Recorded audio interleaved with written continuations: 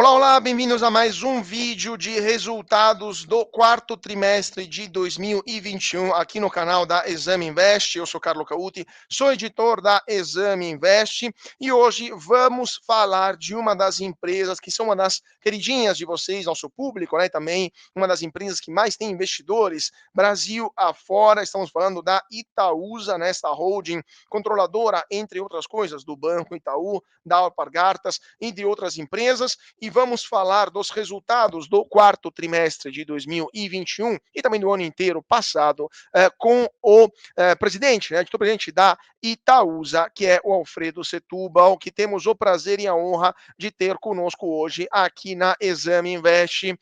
Muito bem-vindo, Alfredo, e muito obrigado por estar conosco hoje. Obrigado, Carlos. Um prazer estar aqui com vocês. Vamos falar um pouco sobre o nosso ano, sobre os futuros. Acho que vai ser um bate-papo gostoso aí. A gente tem 950 mil acionistas, então, com certeza, muitos estarão vendo aí essa nossa conversa.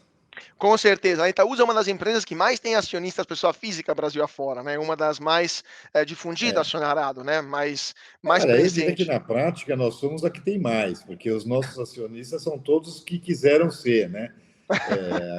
Eles foram na bolsa e compraram nossas ações, então são Não, com acionistas certeza. ativos, a gente tem uma liquidez grande, então são acionistas bastante interessados na Itaúsa. Perfeito, perfeito. E com certeza serão mais interessados agora com esse resultado tão positivo, né? Porque o lucro no quarto trimestre do ano passado cresceu 53,2% para 4,18 bilhões de reais. Estou aqui com o resultado, né, do ano passado, que a Itaúsa acabou de divulgar, tiveram poucas horas atrás, aliás, teve o call de resultados com analistas, né, do qual o senhor também participou, né? Então, no ano de 2021 como um todo, o lucro líquido da Itaúsa chegou a 12,2 bilhões de reais, uma alta de 72,9% sobre 2020, o lucro recorrente líquido 68,1% de alta, 12,13 bilhões de reais.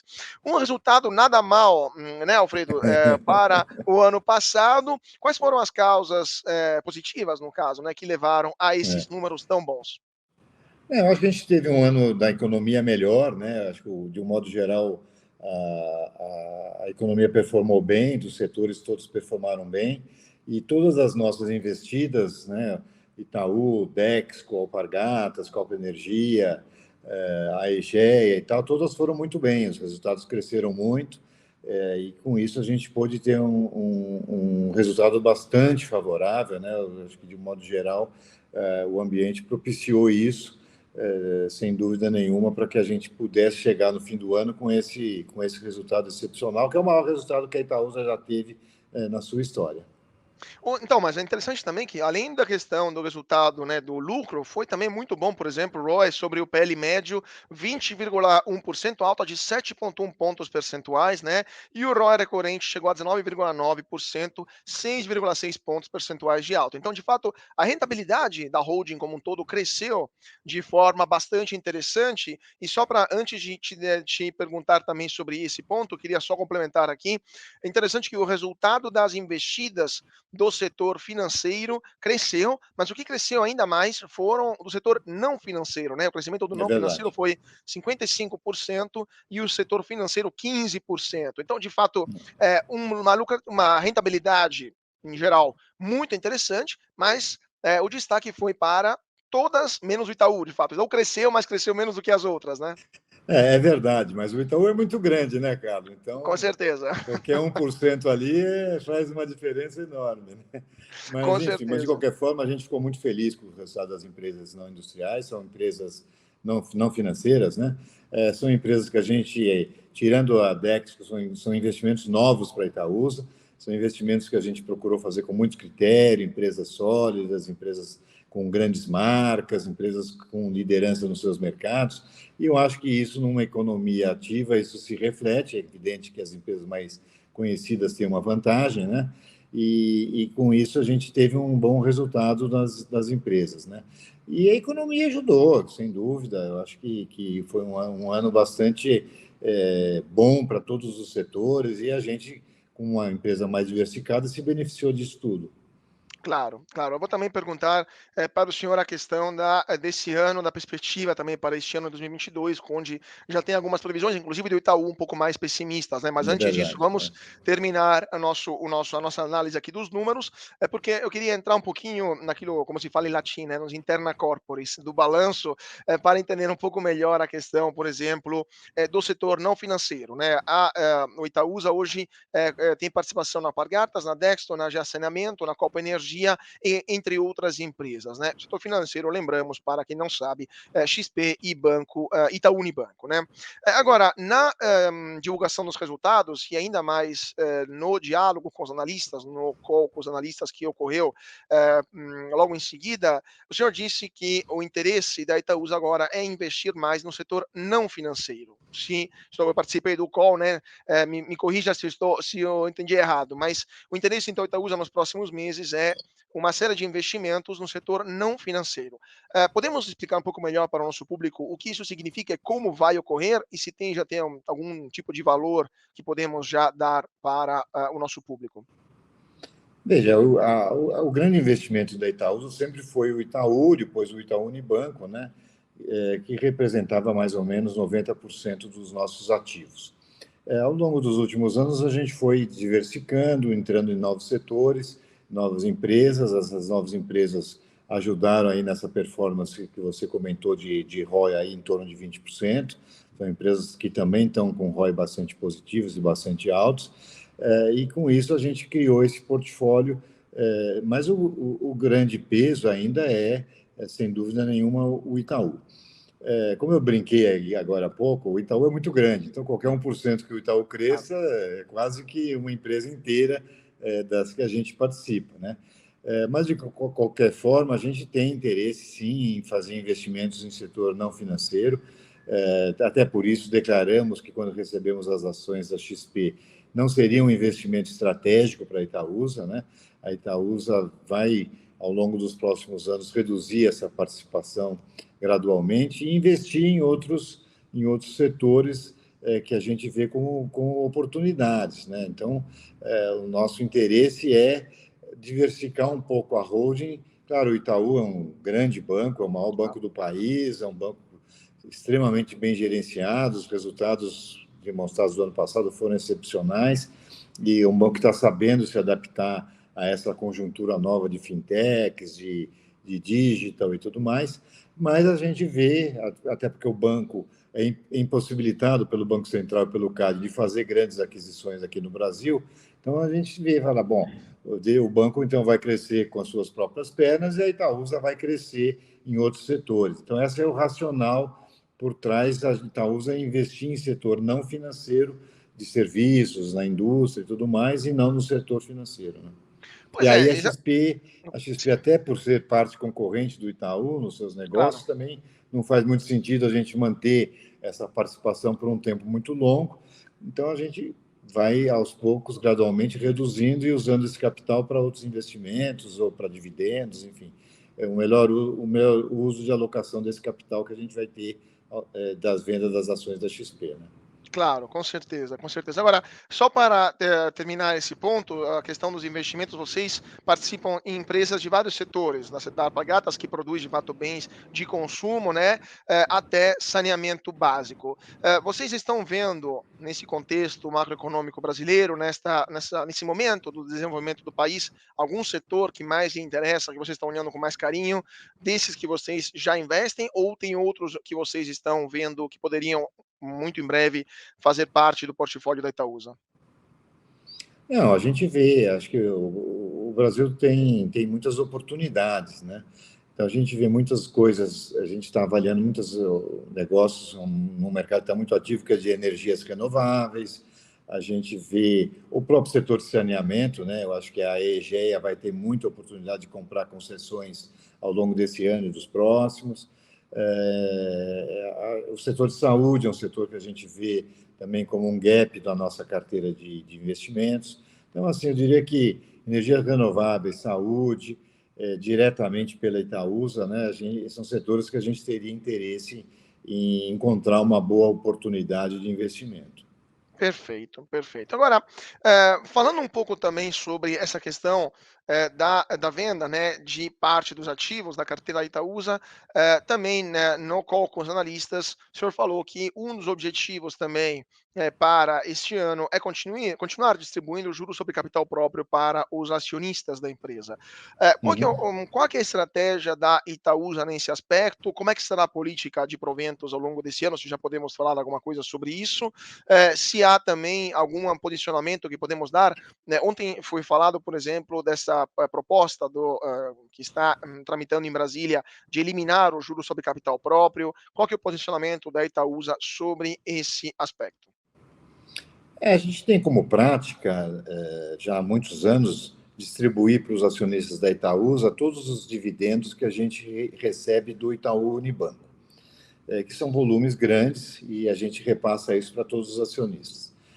E reter os dividendos e JCPs que nós recebemos das empresas em que a gente investe.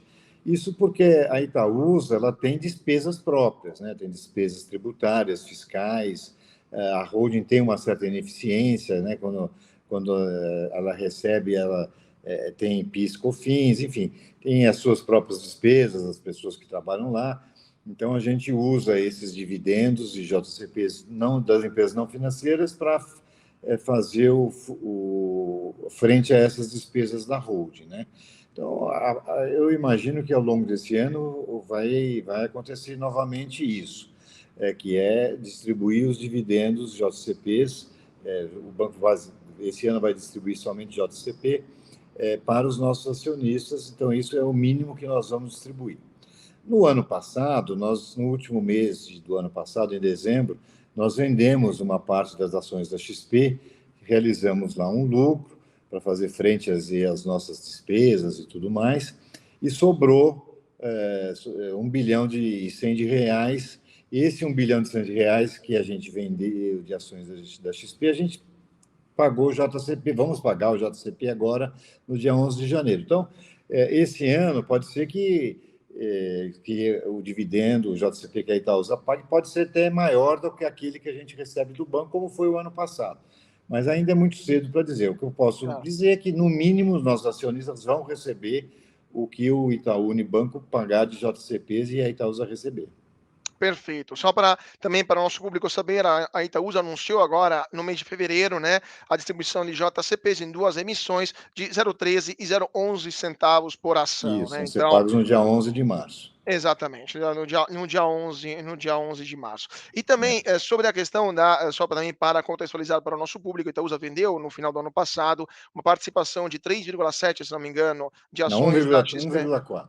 1,4 de ações da XP e ainda 1,39. continua com 13,7, se não me engano, por aí, de Isso, exatamente. participação na XP. Se a memória não me falha, também estou lembrando assim É isso das aí. notícias do ano passado. Então continua com a participação relevante, né, na XP.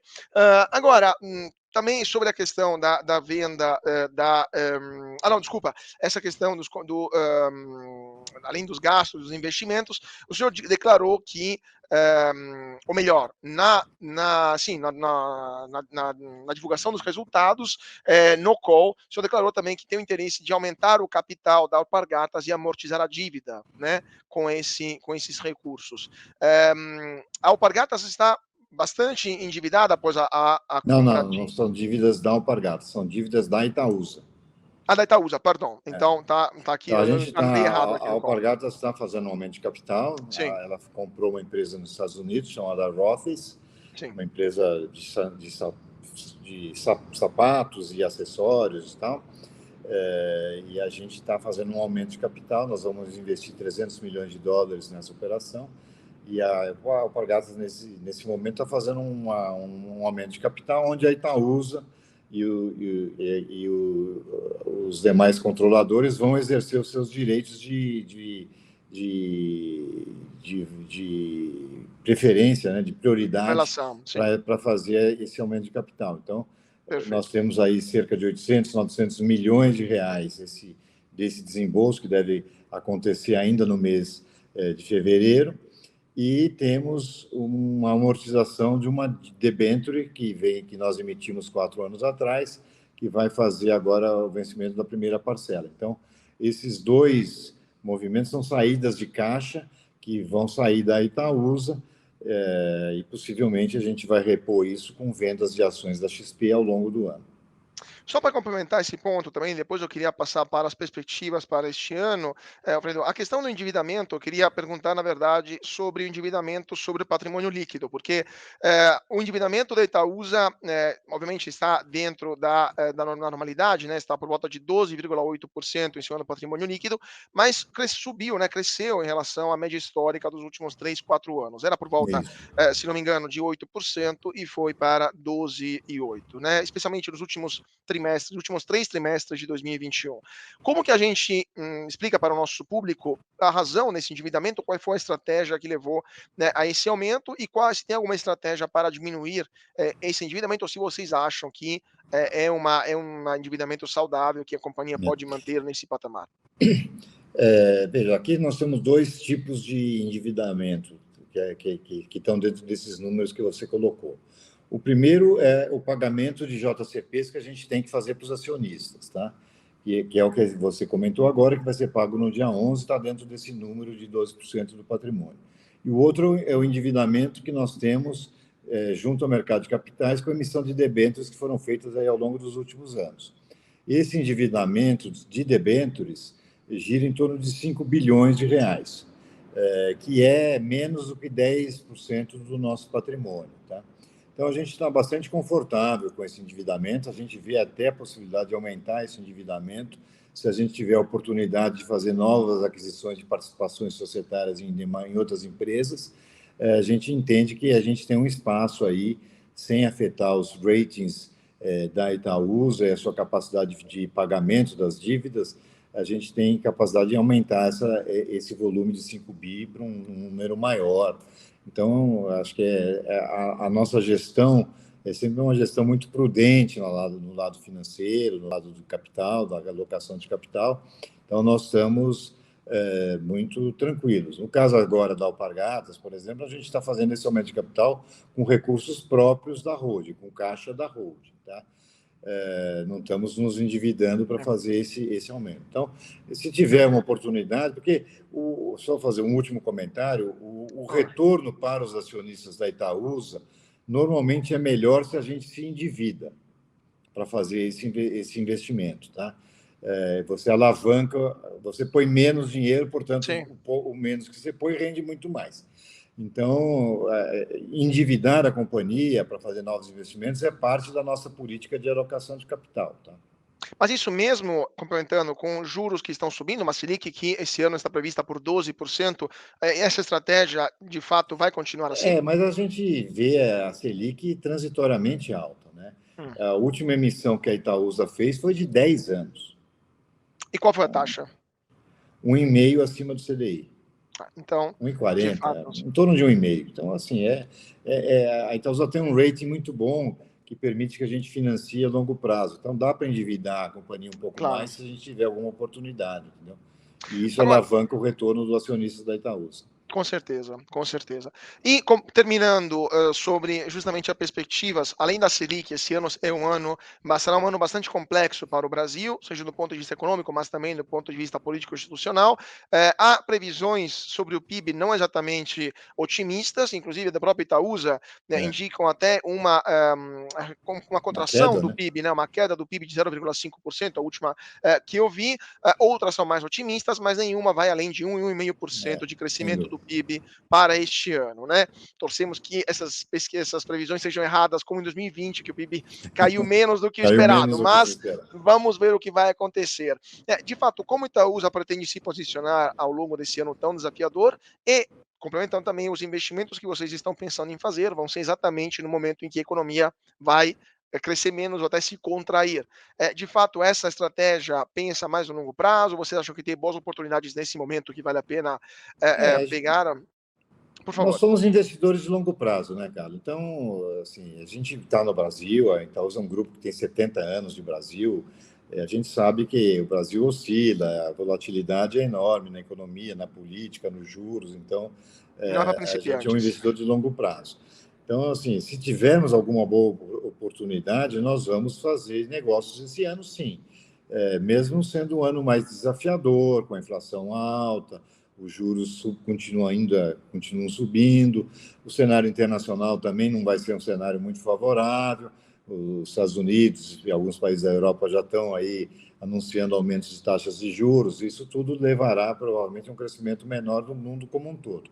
Mas é isso, acho que a volatilidade do Brasil faz parte, a gente está acostumado, e se tiver boas oportunidades, vamos fazer. Mas será um ano desafiador. Vai ser um ano Claro. desafiador para as empresas, né? Provavelmente não teremos tanta facilidade, vamos dizer, entre aspas, para vender como o ano passado, que estava muito aquecido. Né? Houve uma perda de renda muito grande dos brasileiros, né? Com a inflação, e o desemprego continua muito alto. Então, as empresas que a gente investe podem ter momentos mais desafiadores, mas de qualquer forma, eu acredito que, de um modo geral, as nossas empresas investidas terão resultados bons, até crescendo.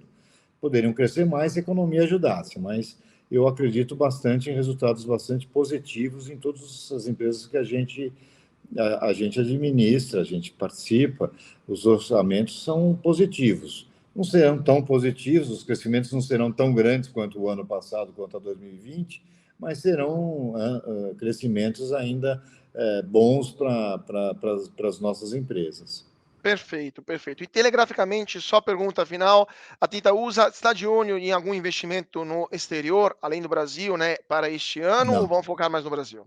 não, a gente foca no Brasil, é o mercado que a gente conhece a volatilidade, conhece os riscos, sabemos avaliar melhor. A gente conhece muitas famílias que possam ser nossos sócios também, né? A Itaúsa é uma empresa que tem um controle familiar.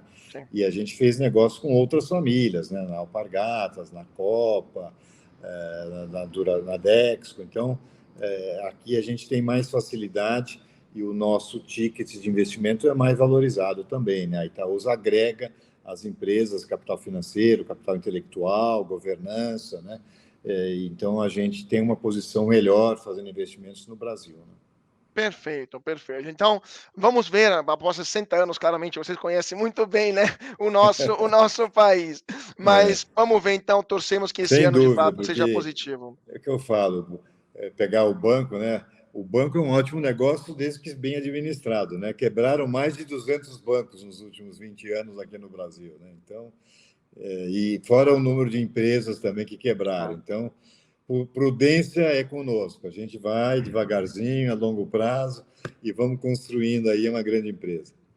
Perfeito, perfeito. Ótimo, ótimo. Alfredo, muito obrigado por sua disponibilidade. Infelizmente, nosso tempo acabou, mas eu queria agradecer muitíssimo o Alfredo Setúbal, CEO da Itaúsa, por ter aceitado o nosso convite, estado conosco aqui na Exame, comentando os resultados do quarto trimestre de 2021. Muito obrigado, Alfredo. Obrigado a você, Carlos. Até a próxima. Até a próxima.